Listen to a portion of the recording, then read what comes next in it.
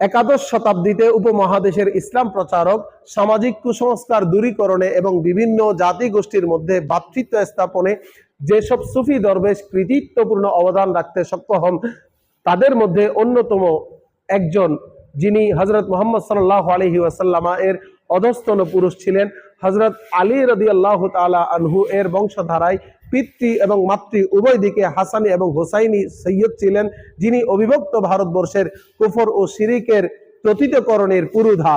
দিন প্রচারের ক্ষেত্রে বহু সমস্যার সম্মুখীন হয়ে দুঃখ কষ্ট ভোগ করে প্রতিটি কষ্ট ও সংকটকে আনন্দের সাথে বরণ করে আল্লাহর বাণীকে যিনি বুলন্দ করেছেন, যার হাতে বিপুল সংখ্যক বিধর্মী ঈমান আনে, সুফিবাদের সিংহ পুরুষ গরিব নওয়াজ বাবা ফরিদ, নিজামুদ্দিন আউলিয়া দারা শেখো এবং আল্লামা ইকবালের মতো বিশিষ্ট ব্যক্তিবর্গ সকলেই যার মাজারে পাকে শ্রদ্ধা নিবেদন পূর্বক যার প্রতি আনুগত্যের অঙ্গীকার করেছেন, যার ব্যাপারে শেখ আব্দুল কাদের জিলানী রাদিয়াল্লাহু তাআলা আনহু এক মাহফিলে বলেছিলেন, আমি আব্দুল কাদের যদি ওনার সময়ে জন্মগ্রহণ করতাম তাহলে ওনাকে আমার আধ্যাত্মিক পথ প্রদর্শক হিসেবে গ্রহণ করতাম।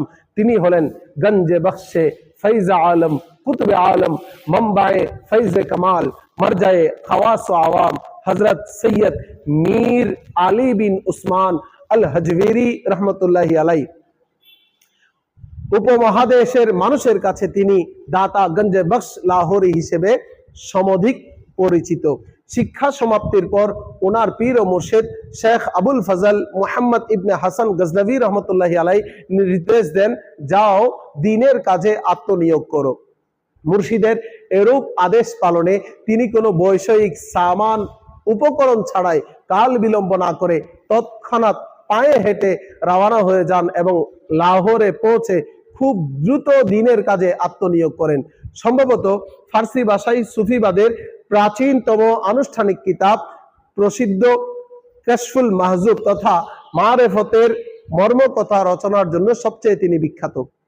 রচনাটিতে সর্বজন গৃহীত সুফিবাদের বিভিন্ন দিকগুলির একটি ভূমিকা হিসেবে উপস্থাপন করে এতে ইসলামী সম্প্রদায়ের সর্বশ্রেষ্ঠ সাধকদের জীবনীয় সন্নিবেশিত করা হয়েছে।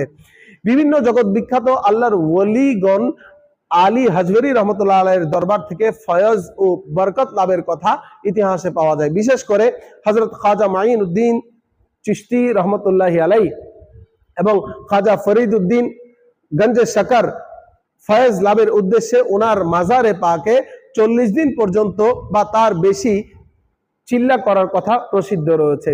হযরত খাজা মাইনুদ্দিন চিশতি রাদিয়াল্লাহু তাআলা আনহু চিল্লা শেষে এই কবিতা আবৃত্তি করেছেন, গঞ্জে বখশে ফৈজ আলম মজহরে নূরে খুদা না কে সারা পীরে কাবিল কামিলারা রহনুমা, অর্থাৎ দানের ভান্ডার, বিশ্বের আশীর্বাদ, প্রভুর নূরের প্রকাশস্থল, অসম্পূর্ণকে পূর্ণতা দানকারী আর পূর্ণতা লাভকারীদের জন্য তিনি পথ প্রদর্শক।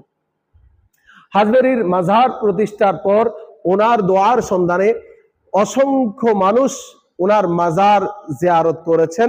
ওনার ওয়াফাতের সাল নিয়ে ইতিহাসবিদদের মধ্যে মতবিরোধ রয়েছে। গোলাম সরওয়ার লাহোরি খাজিনাতুল আউলিয়াতে ওনার ওয়াফাতের সাল উল্লেখ করেন 464 বা 466। কাশফুল মাহজুবের অনুবাদক আর নিকোলসন তার ইন্তিকালের সাল উল্লেখ করেন 465 কিংবা 469 হিজরি। প্রত্যেক হিজরি বছরের সফর মাসের 18 থেকে 20 তারিখ ওনার উরসে পাক উদযাপন করা হয়। আল্লাহ পাক রব্বুল আলামিন ওনার রুহানি ফয়ুজাত বারাকাত দিয়ে আমাদের সবাইকে মালামাল করে দিন।